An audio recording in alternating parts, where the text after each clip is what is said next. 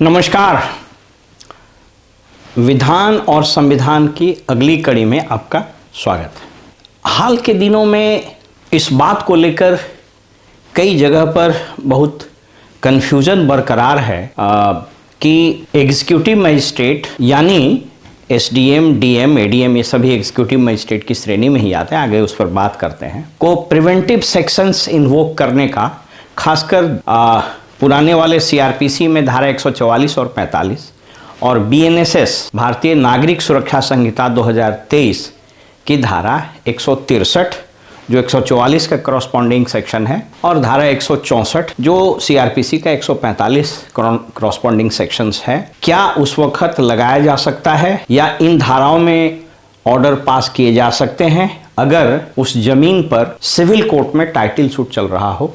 तो अभी हाल में राजस्व विभाग के प्रधान सचिव का भी एक बयान सोशल मीडिया पर कई यूट्यूब चैनल में दिखाया गया, जिसमें किसी एसडीएम को यह कहते हुए बताया जा रहा है कि अगर टाइटल सूट चल भी रहा है तो आपको प्रिवेंटिव सेक्शन में ऑर्डर पास करना चाहिए। आपका वो अथॉरिटी है, आपका सिविल कोर्ट का अपना अलग क्षेत्राधिकार है और आपका अपना अलग क्षेत्राधिकार है। कई एक जैसे BLDR एक्ट वगैरह में कहीं कहीं लिखा हुआ है कि अगर टाइटल सूट चल रहा हो तो BLDR के तहत आपको कार्रवाई नहीं करनी है। कई एक high courts, even supreme court में भी इस तरह के जजमेंट आए हैं। अगर टाइटल सूट चल रहा है तो उस स्थिति में क्या एग्जीक्यूटिव मजिस्ट्रेट को अपना जुरिस्डिक्शन इन्वोक करना चाहिए। तो आइए इन तमाम विषयों पर एक कॉम्प्रिहेंसिव बात करें। और मेरा इस वीडियो को बताने का, इस वीडियो में बात करने का मकसद है कि रेवेन्यू ऑफिसर्स, स्पेशली जो मजिस्ट्रेट के रूप में पोस्टेड होते हैं, जिसमें BAS, IAS, Bihar revenue service, Bihar development service के अफसर्स जो एग्जीक्यूटिव मजिस्ट्रेट बनते हैं, एग्जीक्यूटिव कोर्ट्स में प्रैक्टिस करने वाले अधिवक्तागण और आम नागरिक भी जो इससे रोज दो चार होते हैं, उनको क्लैरिटी बनी रहे। तो सबसे पहले आपसे बात करते हैं कि कई लोगों को कन्फ्यूजन होता है कि साहब ये एग्जीक्यूटिव मजिस्ट्रेट को क्रिमिनल कोर्ट्स कहा जाता है, तो कई बार लोग कन्फ्यूज कर जाते हैं कि एग्जीक्यूटिव मजिस्ट्रेट भी कोर्ट होता है क्या। तो यस, कोर्ट होता है और आपको यहाँ हम उसी को एक्सप्लेन कर देते हैं। BNSS की रेलिवेंट सेक्शंस को हम आपके सामने इस पर हम बात कर रहे हैं। Section 6, besides high courts the courts constituted under any law other than this Samhita shall be in every state the following classes of criminal courts. कौन कौन क्रिमिनल कोर्ट होंगे? तो हाई कोर्ट के अलावा सेशंस कोर्ट्स ऑफ सेशन, आप देखते होंगे district and sessions जज, एडिशनल डिस्ट्रिक्ट एंड सेशंस जज। कभी मौका मिलेगा तो आपको बताएंगे कि ये सेशन शब्द क्यों लगा हुआ है, सेशंस का क्या मतलब होता है। डिस्ट्रिक्ट जज हो ही गया तो डिस्ट्रिक्ट एंड सेशंस जज क्या है, बहरहाल उस पर कभी बाद में चर्चा करेंगे। Judicial magistrate of first class, judicial magistrate of second class और चौथा में एग्जीक्यूटिव मजिस्ट्रेट्स। तो एग्जीक्यूटिव मजिस्ट्रेट फुल फ्लेजेड एक क्या है तो कोर्ट है, it is a criminal court. अब आपको आगे इस पर बात करते हैं। ये सारा सब सेक्शन 7 है, ये सब बहुत रेलिवेंट हम लोगों के लिए नहीं है। एग्जीक्यूटिव मजिस्ट्रेट जिसकी पोस्टिंग होती है उस पर थोड़ा बात कर लेते हैं। सेक्शन 14 में देखिए, सेक्शन 14 में एग्जीक्यूटिव मजिस्ट्रेट की पोस्टिंग होती है, नियुक्ति होती है। रैदर हमेशा याद रखिए कि किसी अधिकारी को अगर किसी कोर्ट में कुछ पावर दिया जाता है तो उसको नियुक्त किया जाता है। जैसे ड्रग इंस्पेक्टर्स, उसको नियुक्त किया जाता है और उसका एक पर्टिकुलर एरिया होता है जुरिस्डिक्शन का।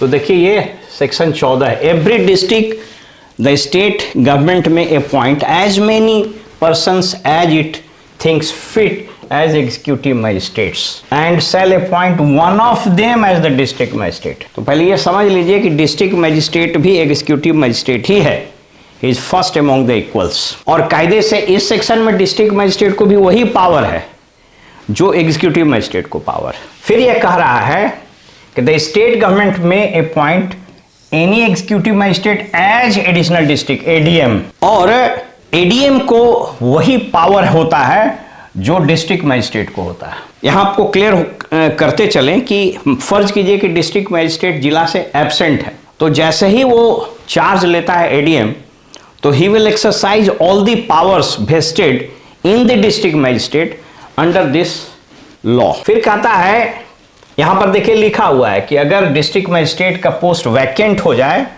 तो एडिशनल डिस्ट्रिक्ट मजिस्ट्रेट जो है वो सारा काम करेगा। यहां पर एक और चीज देख लीजिए, सब सेक्शन 4 में कहता है कि कोई एक एग्जीक्यूटिव मजिस्ट्रेट को एसडीएम बनाया जाएगा, यानी एसडीएम भी एग्जीक्यूटिव मजिस्ट्रेट ही है। और यहां पर देखिएगा, the state government may by general और special order subject to control of its direction may deem to impose delegate power, कुछ पावर्स वगैरह डेलीगेट किया जा सकता है।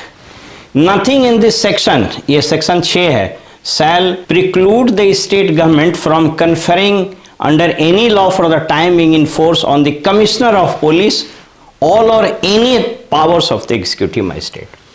इसका मतलब हुआ, हम लोग अक्सर बात करते हैं कमिश्नरेट की चर्चा कर, तो यह संहिता अधिकार देती है राज्य सरकार को कि वो चाहे तो पुलिस कमिश्नरेट सिस्टम बहाल कर सकता है। पुलिस कमिश्नरेट सिस्टम क्या है?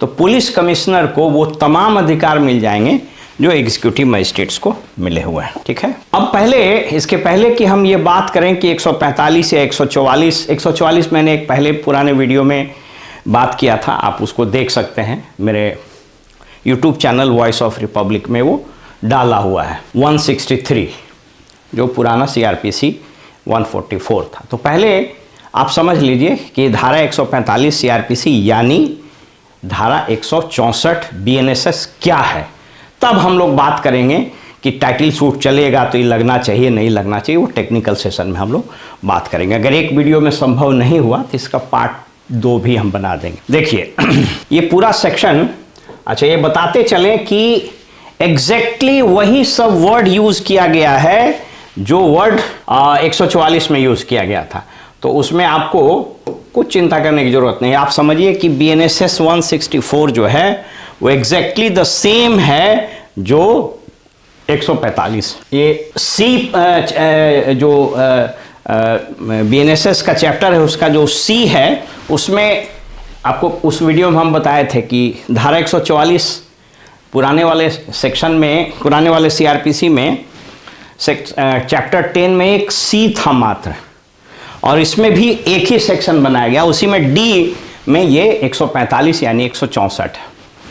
Procedure when dispute concerning land और water is likely to cause breach of peace, अगर लैंड और वाटर के कारण, कानून के कारण शांति भंग होने, लॉ एंड ऑर्डर वर्ड मत यूज कीजिएगा, prevention of breach of peace, शांति व्यवस्था भंग होने, तो क्या कहता है इसका subsection 1, when an executive magistrate, again याद रखिएगा जब भी एग्जीक्यूटिव मजिस्ट्रेट बोलेंगे तो याद रखिएगा डीएम, एडीएम, एसडीएम और एग्जीक्यूटिव मजिस्ट्रेट, एक वर्ड का सब मतलब है।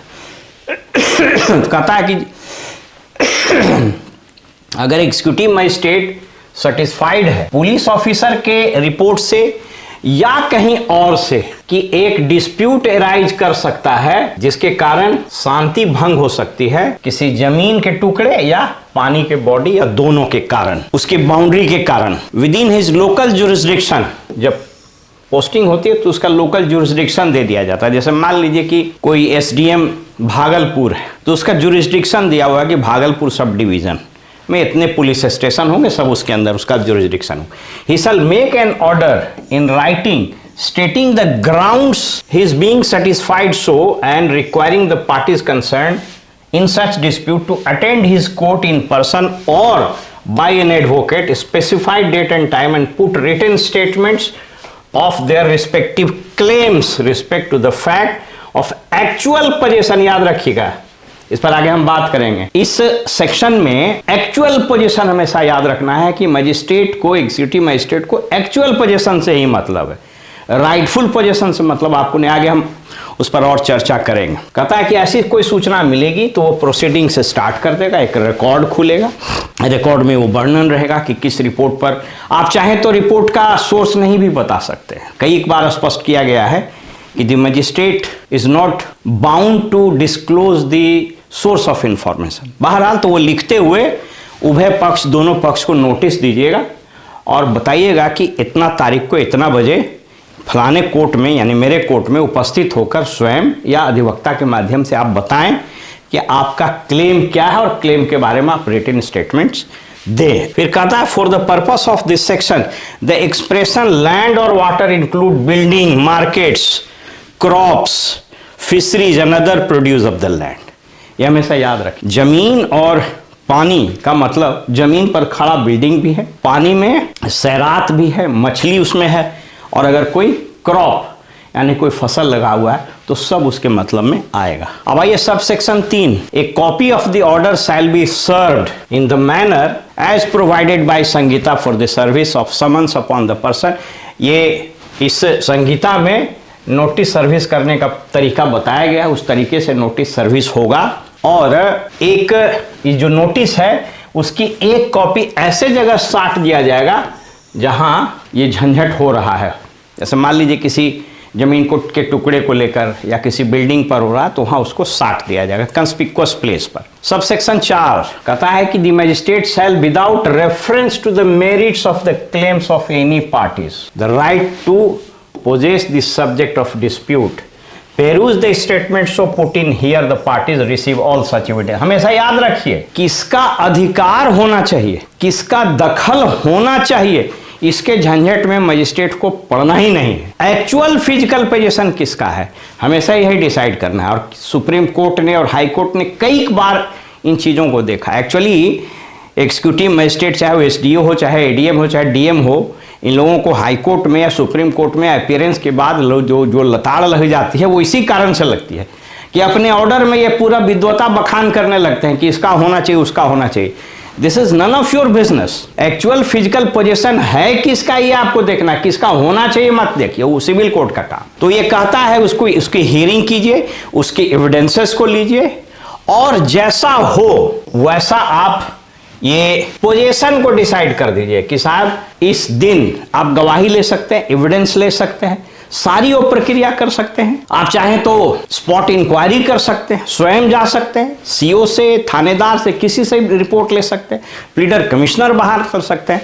और उसके बाद आपको सिर्फ डिसाइड ये करना है कि साहब without reference to the claims of right to position पर बात नहीं करना है, किसका दखल है उस पर बात करना है। Provided it appears to the magistrate that any part has been forcibly और रॉन्गफुली डिस्पोजेस्ड। ये एक बहुत इंपॉर्टेंट चीज है, इस पर हम अभी बात करते हैं।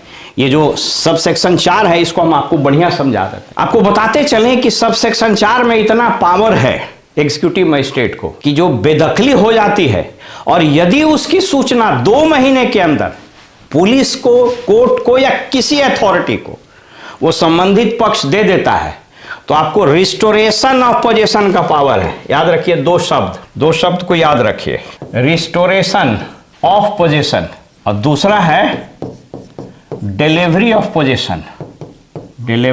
पोजीशन।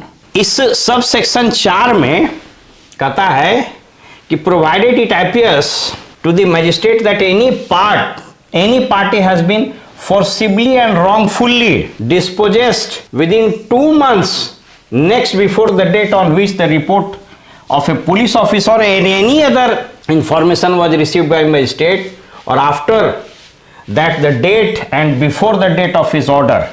देखिए इसका मतलब क्या होता है ये आपको समझा देते हैं। इसका मतलब हुआ कि फर्ज कीजिए कि एक जमीन का टुकड़ा है, उस पर मेरा दखल। आज कुछ लोग हरवे हथियार से आया और हमको ज़मीन से बेदखल कर दिया। मैं आज ही या कल या परसों 2 महीने के अंदर अगर इसकी सूचना थाने को, सीओ को, एग्जीक्यूटिव मजिस्ट्रेट को या एनी कंसर्न्ड अथॉरिटी को दे देता हूँ कि साहब ये मेरी ज़मीन है, मेरी ज़मीन पर दखल कब्जा था, फलाने पार्टी ने हमको ज़बरदस्ती बेदखल कर दिया है, इसलिए हमको रिस्टोर कर दीजिए पोजीशन। तो कहता है, देखिए इंपॉर्टेंट चीज़, मतलब मैं जब एक सीमावर्ती अनुमंडल में पोस्टेड था तो मैंने इस अधिकार का अच्छे से प्रयोग किया था। और ये इतना अधिकार देता है एसडीएम को या एग्जीक्यूटिव मजिस्ट्रेट या डीएम फॉर दैट मैटर को कि आप जो बेदखली लोग कर देता है, दबंग लोग, उसको आप न्याय दिला सकते। लेकिन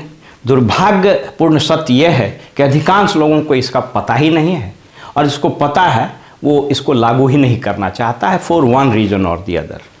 हमेशा याद रखिए कि आपको न्याय की कुर्सी पर बिठाया गया है, पब्लिक को न्याय देना चाहिए। कमजोर लोग कहाँ जाएगा, वो अथॉरिटी के पास जाएगा, और अथॉरिटी से जब न्याय नहीं मिलता है तो वही अन्य रास्ते वो लोग अपनाते हैं। बहरहाल तो कहता है कि जब ऐसा रिपोर्ट हो, इसका मतलब क्या है सो समझ लीजिए। In sub section he may treat the party so dispossessed as if the party had been in possession on the date of his order under sub section 1। कहता है कि ऐसी सूचना अगर मिल जाए तो जो ऑर्डर आप पास कीजिएगा, चाहे वो कितनों देर के बाद आप, जैसे 2 महीना के अंदर उसने रिपोर्ट दे दी, प्रोसीडिंग शुरू हुआ, 6 महीना लगे, 1 साल भी लग गया, तो 1 साल के बाद आप जिस डेट को भी ऑर्डर पास कीजिएगा तो आपको ये ट्रीट करके ऑर्डर पास करना है कि यह ऑर्डर आप उस डिस्पोजेशन के पहले वाले तिथि को कर रहे हैं। यानी डिस्पोजेशन के पहले वाली तिथि को कंसीडर कीजिएगा तो क्या होगा, जिसको डिस्पोजेस किया है, जिसको बेदखल किया, उसका दखल था, तो आप ऑर्डर लिखिएगा कि साहब एक्चुअल फिजिकल पोजीशन इनका है, and that is called restoration of position. याद रखिए ये वर्ड, ये बहुत इंपॉर्टेंट शब्द है, रिस्टोरेशन। बहुत लोग नहीं जानते हैं और शायद कोई आदमी इसका प्रयोग किया हो, रिस्टोरेशन ऑफ पोजीशन, ये आपको पावर है। डिलीवरी ऑफ पोजीशन वो सिविल कोर्ट करता है, तो डिलीवरी ऑफ पोजीशन, अब अगर आपने ठीक से ऑर्डर नहीं लिखा, मौका लगेगा, चूंकि व्यस्तता मेरी रहती है, लेकिन अगर मौका लगेगा तो मैं ऑर्डर लिखना भी सिखा दूंगा कि ऑर्डर इसमें कैसे लिखा जाता है। तो रिस्टोरेशन ऑफ पोजीशन का ये अधिकार हुआ आपको। तो ये सब सेक्शन 4 हुआ। अब आइए सब section 5। Nothing in this section shall preclude any party so required to attend or any other person interested from showing that no such dispute as aforesaid exist or has existed. In such case magistrate shall cancel his said order and all other proceedings thereon shall be stayed, but subject to such cancellation the order of magistrate under subsection shall be final. अब फर्ज कीजिए कि अगर कोई व्यक्ति आता है या वही दोनों पक्षकार आ जाता है और कहता है कि नहीं सर, हम अब उस जमीन पर कोई झंझट नहीं, लेकिन आपको सेटिस्फाई हो जाना है कि झंझट है या नहीं, और वो निश्चित रूप से होगा अगर दोनों पक्ष कहेगा, दोनों पक्ष जो केस किया है। हालांकि इसमें हम आपको बाद में बताएंगे कि कितना चालाकी होता है, सरकारी ज़मीन को इस माध्यम से हड़प भी लेता है। तो हम सेकंड पार्ट में आपको बताएंगे कि अगर ऐसा होता भी है तो ऑर्डर कैसे लिखना। अगर ऐसा होता है तो ऑफकोर्स आपको ये प्रोसीडिंग क्लोज कर देना और वो फाइनल हो जाएगा, लेकिन वो प्रोसीडिंग क्लोज करने में कैसे लिखना चाहिए ये बड़ा महत्वपूर्ण। मुझको याद है सीमांचल इलाके के एक DCLR ने हमसे बात की और कहा कि सर एक BLDR में केस हुआ और सरप्राइजिंगली 2-3 महीने के बाद जब कुछ सुनवाई चली तो दोनों आदमी अपीयर हो रहा है और कह रहा है कि अब हमको ज़मीन पर झंझट नहीं, तो कायदे से तो हम इसको ड्रॉप कर सकते। तो हमने कहा कि बेशक आप ड्रॉप कर सकते हैं, लेकिन ये समझ लीजिए कि उसकी मेंसरिया क्या है। कई बार क्या होता है इस केस में कि एक सरकारी जमीन है और ये खूब हुआ है, अब ये सब कानून में नहीं लिखा रहता, इसलिए हम आपको बता रहे हैं। और ये जो एग्जीक्यूटिव मजिस्ट्रेट हैं, DM, SDM, ADM, executive magistrate, ये बढ़िया से सुन लें, ये खूब होता है। कई बार इसमें मजिस्ट्रेट का कोनाइवेंस भी रह सकता है, कई बार नहीं भी रह सकता है। एक सरकारी जमीन है, हम एक पक्ष एक और पक्ष दोनों मिलकर लड़ गए, 145 हो गया, 2-4-10 डेट के बाद हम लोग दोनों गए, कहे सर अब कोई झंझट नहीं, सो मेरा ही दखल का, इन्हीं का दखल कब्जा है सर, अब झंझट नहीं, तो आप फाइनल कर दीजिएगा। तो जब फाइनल कीजिएगा तो क्या होगा, साहब इनका दखल है, जमीन है सरकार की और आप दखल इनडायरेक्टली आप डिक्लेयर कर दिए, ऑल्दो आपने लिखा नहीं है, लेकिन जैसे वो कैंसिल हो गया और उसने कहा कि इनका दखल है सर, हमको कोई आपत्ति नहीं, तो आप ड्रॉप कीजिएगा तो उसके फेवर में परपोर्ट यानी होता हुआ दिखेगा, जो आगे चल के बहुत परेशानी का सबब हो सकता है। ऐसे मामले में प्रोसीडिंग्स को क्लोज करते समय 2-3 लाइन अच्छे से लिखना चाहिए। लिखना ये चाहिए कि प्रोसीडिंग्स इस परिस्थिति में बंद किया जा रहा है, इस प्रोसीडिंग के बंद होने का और या इस आदेश का अन्यथा कोई वैधानिक, प्रशासनिक या राजस्व संबंधी फलाफल नहीं होगा। यानी यह न तो राइट, न तो टाइटल, न तो पोजीशन किसी को भी अदरवाइज प्रभावित नहीं करेगा। यह विशुद्ध रूप से तकनीकी रूप से इस कारण से ड्रॉप किया जा रहा है कि उभय पक्ष ने कहा है कि इस जमीन पर अब कोई डिस्प्यूट एग्जिस्ट नहीं करता। ऐसा करिएगा तो आप स्वयं भी बचे रहिएगा और उन जालसाजों के जाल में आप फंसने से बच जाइएगा। अब आइए सब सेक्शन 6 का A. If the magistrate decides that one of the parties was or should under the provision to sub section 4 be treated as being in such possession of the said subject of the dispute, he shall issue an order declaring such party to be entitled to the possession thereof until evicted therefrom in due course of law, and forbidding all disturbances of such possession until such eviction, and when he proceeds under the proviso of subsection 4 may restore the possession of the party forcibly or wrongfully dispossessed। अभी मैंने बताया कि सब section 4 क्या कहता है, 2 महीने के अंदर अगर उसको हटा दिया है तो आपको ऑर्डर पास करते समय यह ट्रीट करना है कि यह ऑर्डर आप उस फोर्सफुल रॉन्गफुल डिस्पोजेशन के पहले पास कर रहे हैं। तो उसमें क्या लिखिएगा कि इनका दखल कब्जा है, और वो लिखते हुए आप ये डिक्लेयर कीजिएगा कि साहब ये इंटाइटल्ड था उस पोजीशन का अनलेस एंड अनटिल कोई कॉम्पिटेंट लॉ उसको इविक्ट कर दे, और बाकी कोई डिस्टरबेंस अगर कोई कर रहा है तो उसको आप रोकने का आदेश भी इसी में कर सकते हैं। यानी सब section 4 red with sub section 4A, ये again I repeat, section 163 of BNSS 2023 का सेक्शन 4 सब सेक्शन 4 और सब सेक्शन 6 का ए प्रोविजो, इसको आपने अगर ठीक से इन्वोक किया, तो आप बहुत लोगों को न्याय दिला सकते हैं, और यही न्याय का तकाजा भी है। और राजस्व विभाग के प्रधान सचिव अक्सर बार बार यही बात बोल रहे हैं, और उनके बोलने का कदाचित यही मतलब भी होगा कि 2 महीने के अंदर अगर उसको रॉन्गफुली डिस्पोजेस किया है तो आप उसको रिस्टोरेशन ऑफ पोजीशन कर सकते हैं। बाकी चीजें हैं तो हम आगे जैसे आएगा तो आपको बताएंगे। सब सेक्शन 6 का B, the order made under the subsection shall be served and published in the manner laid down in subsection 3। यह जो ऑर्डर पास कीजिएगा, इस ऑर्डर को सर्व कैसे किया जाएगा तो ऊपर में बताया गया है संबंधित पार्टी को, और उसमें नोटिस सर्विस पर भी अगर मौका लगेगा तो हम आपको बता देंगे। उभय पक्ष को रिसीव कराना है, विटनेस को लेना है, कंस्पिक्वस जगह पर चिपका देना है, वगैरह वगैरह। आइए sub section 7, where any party to any such proceeding dies, अगर मर जाता है तो the magistrate may cause the legal representative of the deceased party to be made a party to the proceedings and shall thereupon continue the inquiry, and if any question arises as to who is the legal representative of the deceased party, purpose of such proceedings is all persons claiming to be the representatives of the deceased party shall be made parties thereto। देखिए यहाँ एक अंतर है, बाकी criminal case में murder case का चल रहा है, जिस पर मर्डर केस चल रहा था वो मर गया, केस खत्म हो जाए, लेकिन ये मैटर किस चीज पर चल रहा है, लैंड एंड वाटर पर। लैंड एंड वाटर का डेफिनेशन आपको बता दिए, लैंड मीन्स बिल्डिंग भी हो सकता है, वाटर मीन्स सैरात भी हो सकता है, वगैरह वगैरह।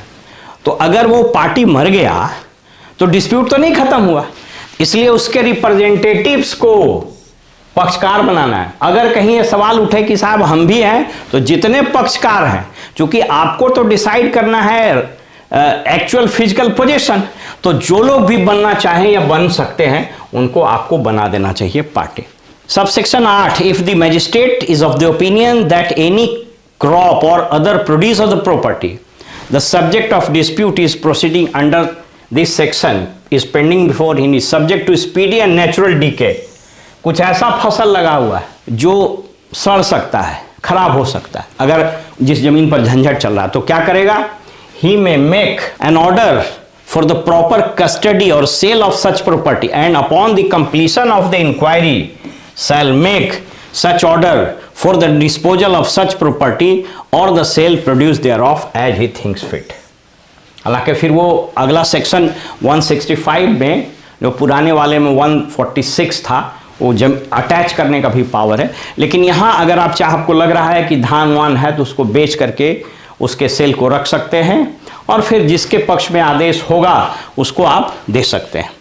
9, the magistrate may, if he thinks fit, at any stage of the proceeding under this section, on the application of either of the party, issue a summon to any witness directing him to attend to produce any। ये तो अगर चल रहा है विवाद proceedings चल रही है, तो एप्लीकेशन पर आप किसी भी व्यक्ति को विटनेस के लिए बुला सकते। Nothing in this section shall be deemed to be in derogation of power of magistrate to proceed under section 126। ये बड़ा इंपॉर्टेंट चीज है, इसको समझ लीजिए। सेक्शन 126 क्या है? तो सेक्शन 126 जो पुराना वाला याद कीजिए 107 प्रिवेंटिव सेक्शन, दोनों पक्ष में अगर झंझट है, लोक प्रशांति पब्लिक ट्रैंक्विलिटी भंग होने की संभावना है, तो उभय पक्षों को बाउंड डाउन किया रहा। तो कहता है ये अगर चलता भी रहे और आपको लगे कि साहब ये दोनों पक्ष, कई बार देखिएगा कोर्टे में लड़ाई झगड़ा कर लेगा, मारपीट की स्थिति आ जाती है, तो आप इसके चलते हुए भी 126 प्रोसीडिंग्स ड्रॉ कर सकते हैं। आप इसको चलते हुए भी कर सकते हैं और आपको बताते चलें। कई एक जजमेंट है, क्योंकि ये इतना बड़ा सेक्शन है कि इस पर अगर मैं बात करूं तो मैं कम से कम 10 घंटा बात कर सकता हूं सिर्फ 145 पर, यानी 163। आप इसको समझिए, एक सिचुएशन आपको देते हैं। कहता है कि passing order under section 163 that is 144 of CrPC is not mandatory. 144 में आप ऑर्डर नहीं भी पास कर सकते, 2 महीना हो जाएगा, काल बाधित हो जाएगा। लेकिन passing order in section in 163 of BNSS that is 145 of CrPC is mandatory. इसमें आपको ऑर्डर पास करना ही पड़ेगा। कई बार ऐसी स्थिति होगी कि एक सरकारी जमीन है या कोई किसी तीसरे आदमी की जमीन है, विदेश में रह रहा, 2 आदमी लड़ रहा है, ऑर्डर करा लेगा। ये खूब होता है, मुझको याद है गाजियाबाद वगैरह में ऐसा बड़ी केसेस हुआ था, नोएडा वगैरह में। पुराने आदमी का घर था, विदेश में बस गया, बेटा उटा कहीं नौकरी कर रहा, उसमें कोई आता नहीं, 4 गो गुंडा लग गया, मिल के मिला लिया मजिस्ट्रेट को, केस कर दिया 145 का। एक पक्ष में ऑर्डर हो गया और वो ऑर्डर लेके चला गया कि हमारा कोर्ट से ऑर्डर हो गया, कोर्ट से ऑर्डर हो गया। पब्लिक को तो उतना समझ में आता नहीं। ऐसी स्थिति आ गई और आपको मालूम हुआ कि वस्तुतः ये विवाद किसी जमीन या पानी का नहीं है, ये दोनों के बीच झंझट का है। आप 163 बीएनएसएस यानी 145 सीआरपीसी इसको ही तब्दील कर सकते हैं 126 में या 107 में। यस, आई रिपीट, मैं अगले वीडियो में संभव होगा तो मैं आपको रेफरेंस बता दूंगा कि कई एक कोर्ट में ऐसे जजमेंट, ये 99% लोगों को पता ही नहीं है कि किसी स्टेज पर आपको लगे कि अरे भाई ये तो लैंड का झगड़े नहीं है, ये तो झगड़ा दोनों के बीच का है, तो आप ऑर्डर लिखते हुए इसको कन्वर्ट कर सकते हैं, या तो इसको कन्वर्ट कर सकते हैं या फिर पैरेलल प्रोसीडिंग भी ड्रॉ कर सकते हैं। फिर उसी में मैंने कहा जैसे सेक्शन 146 था पुराने वाले सीआरपीसी में, इसमें 165 है, ये अटैच कर लेता है। Power to attach subject to dispute and appoint receiver. ये कुछ नहीं है, मान लीजिए कि वो जमीन है, उस पर फसल है, तालाब है, उसमें मछली है, कुछ ऐसी चीजें हैं, पेरिश हो सकती है, बर्बाद हो सकती है, आप उसको अटैच कर सकते हैं। कहता है if the magistrate at any time after making an order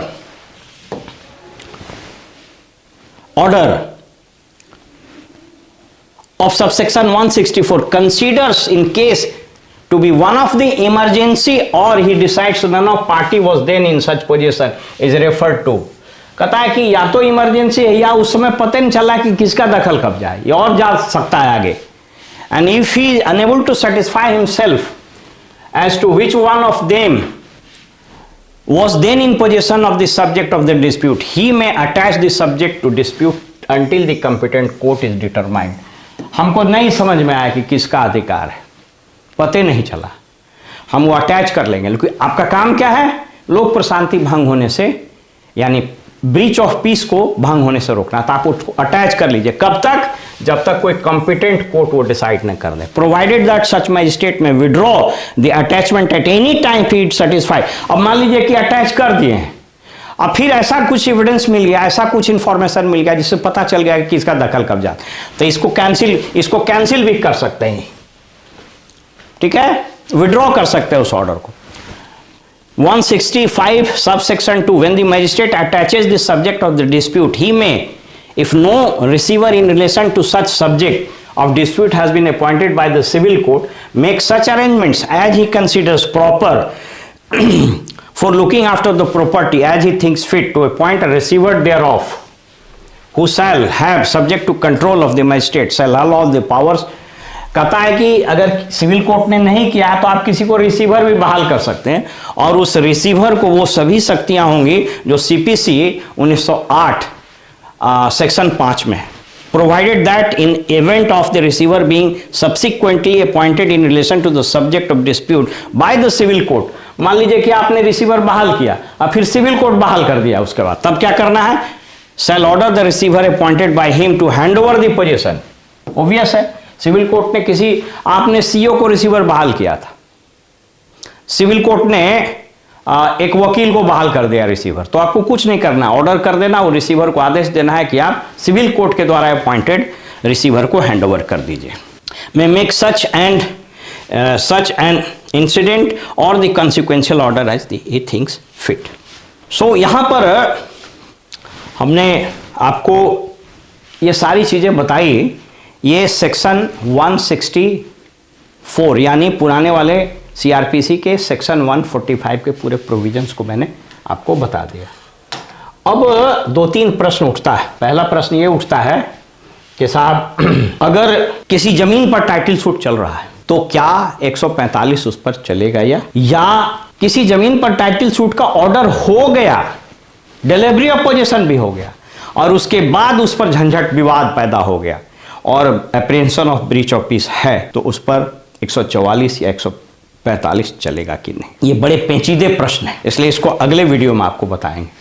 लेकिन इंटरेस्टिंगली आपको बताते चलें कि इस मामले में जब मैं लगातार पढ़ता रहा हूं, लोगों को बताता रहा हूं, इंटरेस्टिंगली जो सबसे पहला आदेश मुझको मिला वह आदेश था, अग्नि कुमार के नाम से वो आदेश जाना जाता है। ये 1928 का आदेश है कलकत्ता हाई कोर्ट का, अग्नि Kumar Das versus मंतजाउद्दीन and others, 13 जुलाई 1928 का आदेश है। ये अंग्रेज chief justice Calcutta high court के थे, चीफ जस्टिस रैंकिन और एक और जज का जजमेंट।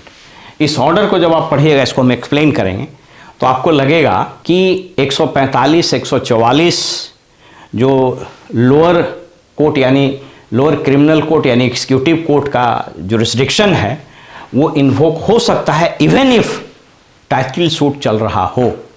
सो मच सो कि even declaration of right, title and position हो गया, उसके बावजूद प्रोसीडिंग्स चल सकता है। लेकिन राम सुमेर पुरी महंत वर्सेज स्टेट ऑफ यूपी, इसका 1985 में ऑर्डर हुआ सुप्रीम कोर्ट का। ये कुछ और कहानी कहता है parallel proceeding should not be permitted to continue and in event of the decree of the civil court, the criminal court should not be allowed to invoke its jurisdiction, particularly when possession is being examined by the civil court and the parties in position to approach the civil court for interim orders such as injunction, etc., etc. Multiplicity of litigation is not in the interest of parties, nor public time should be allowed to be wasted over the meaningless litigation. We are therefore satisfied that parallel proceedings should not continue and order of the learned magistrate should also be quashed. 1985 में case हुआ था supreme court में जिसमें title suit चल रहा था। उसमें executive magistrate ने सेक्शन 145 इन्वोक किया, तो इसमें सुप्रीम कोर्ट ने कहा कि नहीं, क्योंकि सिविल कोर्ट में चल रहा है मैटर, इसलिए आप इन्वोक नहीं कर सकते। इसी तरह के एक जजमेंट जिसमें इसको भी किया गया है, ये 2000 का जजमेंट है पटना हाई कोर्ट का, अताहुल हक एंड अदर्स बनाम अलाउद्दीन एंड अदर्स। ये जहानाबाद का मैटर है।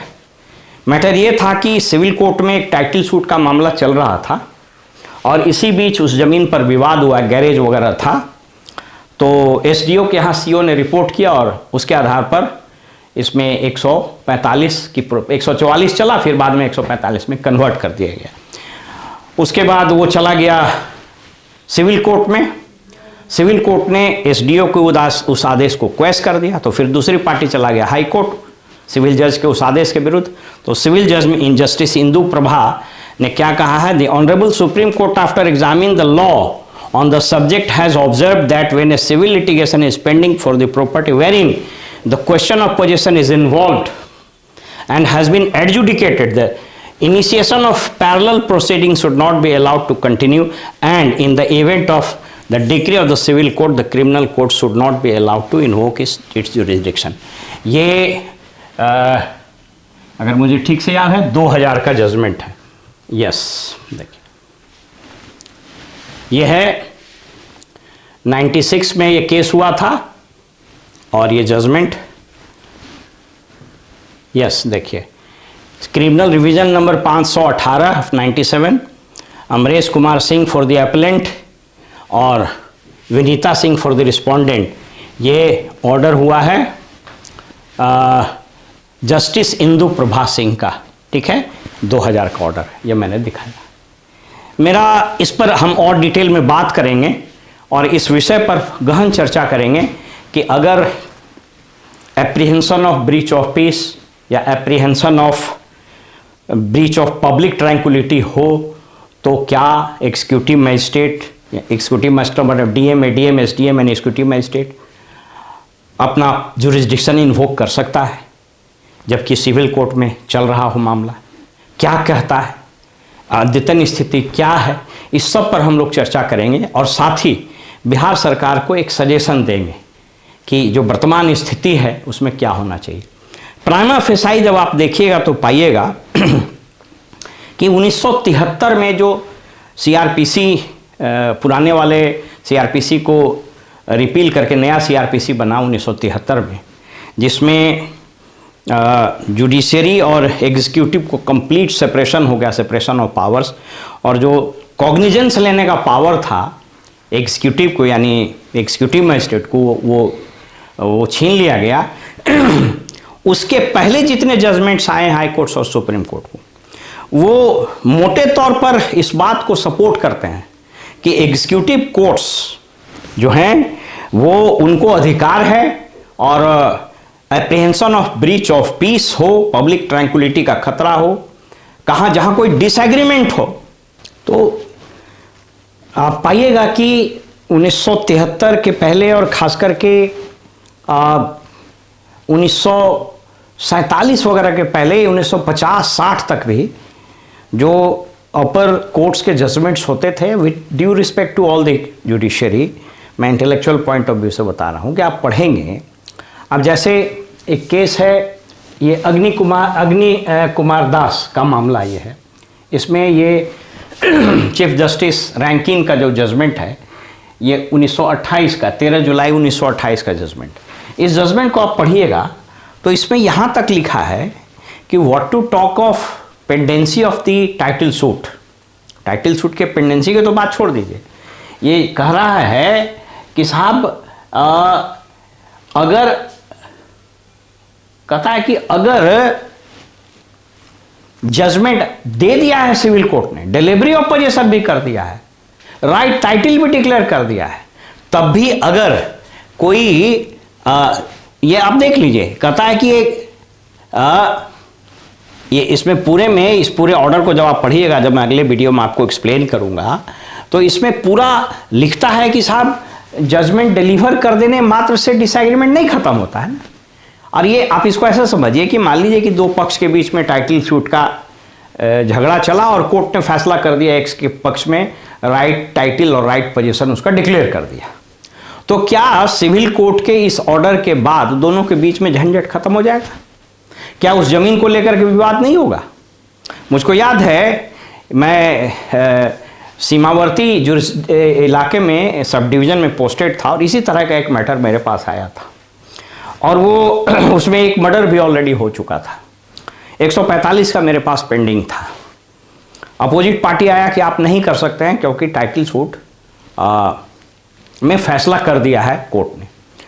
तो फिर दोनों पक्ष को सुने और इस केस को हमने रेफर किया अग्नि कुमार दास का टाइटल सूट 1928 का जजमेंट, और हमने कहा कि अगर यह मान लिया जाए कि सिविल कोर्ट के फैसले के बाद, यानी जब when the civil court has decided the right title and position over the land in dispute, तब तो झंझट खत्म हो जाना चाहिए.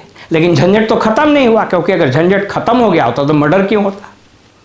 तो being a magistrate under the BNSS जो सेक्शन 14 में हमको बहाल किया गया है उसमें हम इस जुरिस्डिक्शन को इन्वोक कर सकते हैं। और हमने सेक्शन 145 में उस वक्त, चूँकि सेक्शन CRPC था, हमने उस पर आदेश पारित किया बाकायदा।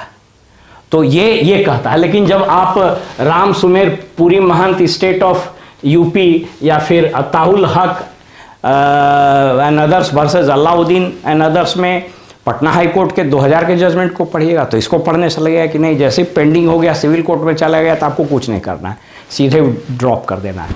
तो ये सब बड़े कानूनी मसले हैं। तो अगले वीडियो में इस पर हम आपसे डिटेल में बात करेंगे। और इसके बाद मेरा इरादा है कि मैं सेक्शन 126 को पूरा आपके सामने एक्सप्लेन करूं। मेरा पर्पस यही है कि जो इस फील्ड में काम करने वाले ऑफिसर्स हैं, एडवोकेट्स हैं, वो इस विषय को अच्छे से समझें। With due respect to all the legal luminaries, आपको ये बताते चलें कि ये जो प्रिवेंटिव सेक्शंस वगैरह है इसकी बहुत ज़्यादा ज़रूरत चूँकि नहीं पड़ती है अपर कोर्ट्स वगैरह में, इवन सिविल कोर्ट में, इसलिए उसके एडवोकेट भी बड़े इसमें वेल कन्वर्जेंट नहीं होते हैं।